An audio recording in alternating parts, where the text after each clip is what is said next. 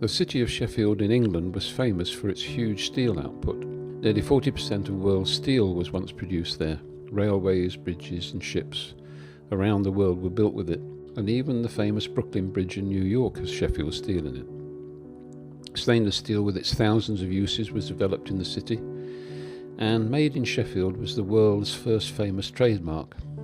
But despite its industrial fame, the early history of the city is virtually non-existent. There must have been a presence in Anglo-Saxon times because the name Sheffield comes from the Old English word Shafeld, meaning border clearing, lying, as you can see, between the kingdoms of Mercia and Northumbria. Just a couple of brief mentions of Sheffield in the 11th century Domesday Book, and a few tax records, and that's pretty much it for the town's early written history. As far as Sheffield's medieval buildings are concerned, these were largely swept away as the Georgians and Victorians rushed to industrialise in the 18th and 19th centuries. So we haven't got much to go on. One slim seam of research might be to study the ancient castle of Sheffield, which would be a lot easier if it hadn't been demolished in the Civil War by order of Parliament in 1647, when possibly many of Sheffield's early written records were lost also. But two things we do know. The Sheffield Castle was one of the largest castles in the kingdom, and that some of the people who owned it were among the most powerful and wealthy people in England at that time. So let's try a reasonable working hypothesis, that the medieval fortunes of the town depended to an extent on the fortunes of the castle, and those in turn depended on the wealth and power of its owners. The famous ancient castle had an earlier incarnation as a timber Motte and Bailey castle, built by one of the early Anglo-Norman barons, William de Lovato, in the early 1100s. The lands of Sheffield and Hallamshire then passed on to the Furnivals family through marriage, and Thomas de Furnivall obtained a charter from King Henry III in 1270 to build a stone castle which was to stand for nearly 400 years.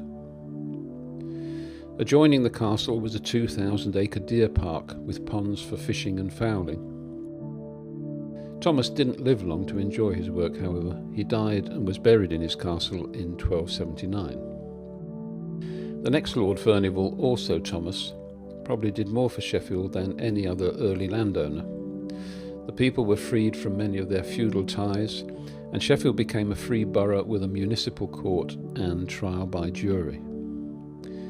In 1296, King Edward I granted Sheffield a weekly market and an annual 3-day fair.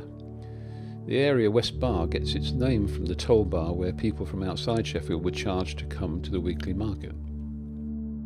So who began Sheffield's early iron, tool and cutlery manufacture? The Romans? Well, they had an insatiable demand for iron, and several Roman roads ran within the current city boundary, but that's all we know. Anglo-Saxons and Vikings?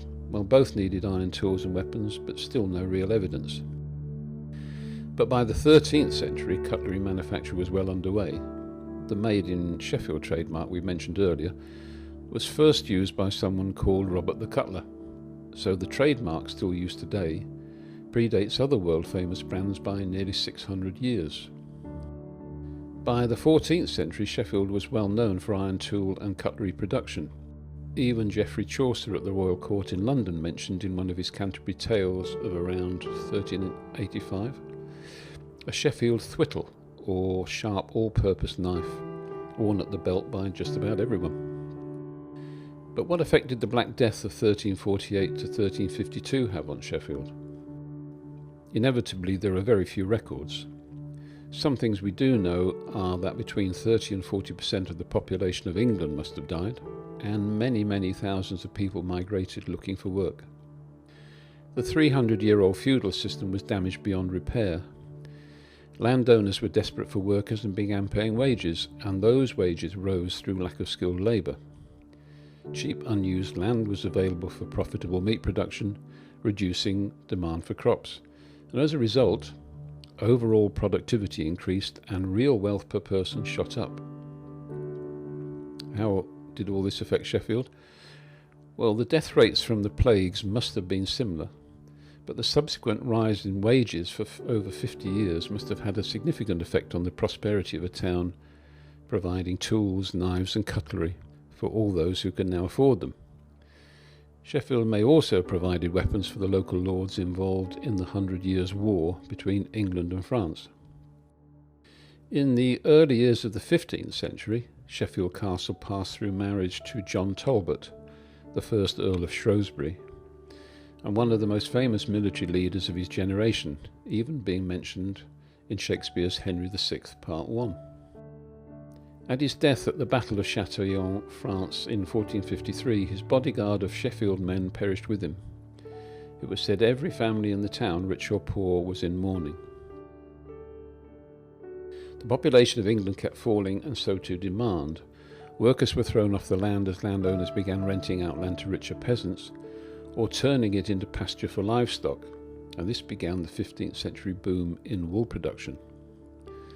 For Sheffield in the 15th century, the first 50 years of wars in France, which demanded more taxes and the lives of local men, were followed by 30 years of the Wars of the Roses, which took the second and third Earls of Shrewsbury and more men with them.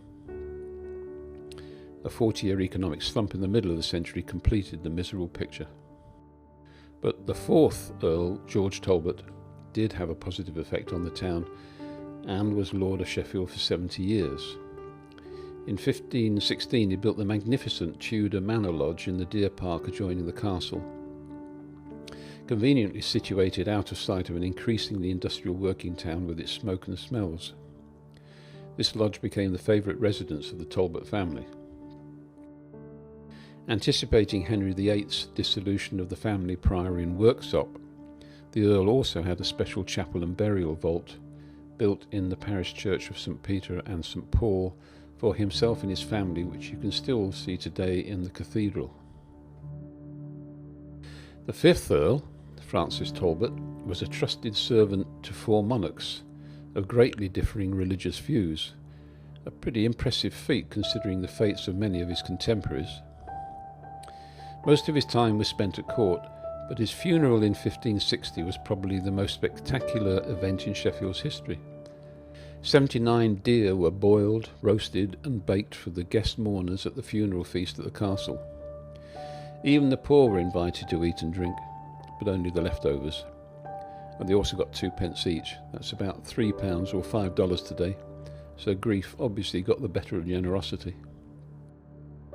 The sixth Earl, George Talbot, had the dubious honour of being selected by Queen Elizabeth to imprison her cousin Mary, Queen of Scots, for 12 years before her execution in 1587. Sheffield Castle was chosen because of its size and its defences.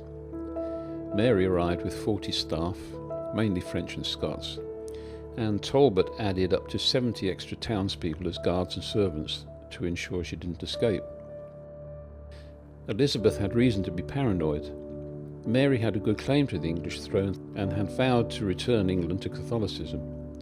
She also had support from the French court and some of the most powerful families in England, who wanted to return to the old religion and were prepared to back an uprising.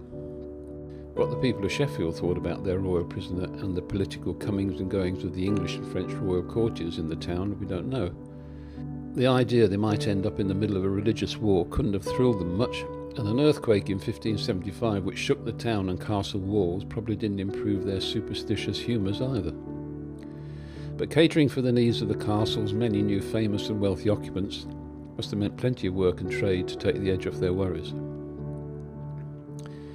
By the end of the century, with Mary gone and George Talbot's death in 1590, Sheffield seems to have slipped into bad times. You can see more about that and the end of the castle in the third video. In the next video we'll look at the 1378 Sheffield poll tax rolls, and quite often this sort of stuff can put a glass eye to sleep, but in Sheffield's case it does throw up some fascinating insights into its medieval life. In the meantime, thanks for watching.